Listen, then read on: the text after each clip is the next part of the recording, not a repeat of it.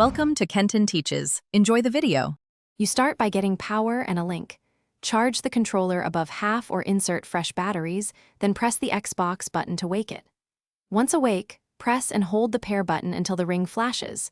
This puts it in pairing mode. Next, choose a connection.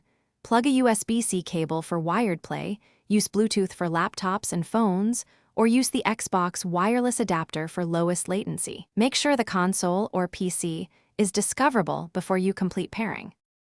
Once connected, open the Xbox Accessories app or console settings to configure and update. This is crucial for performance. If an update appears, plug in via USB and complete the firmware install. It prevents disconnects and fixes latency. Then remap buttons and tweak stick sensitivity and trigger dead zones so inputs feel consistent across games. Make sure to test changes between adjustments. Small increments avoid overcorrection, and save a profile if you switch between game types or players. You finish by validating everything in a real session. Load a game or diagnostic screen and test every axis, button, trigger, and vibration. Once satisfied, save your profile in the app or on the console so you can recall settings quickly. Name profiles for specific genres.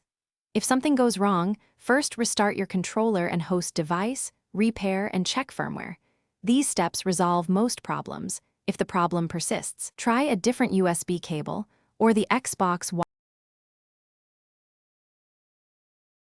Thanks for watching. Please subscribe if this video was helpful.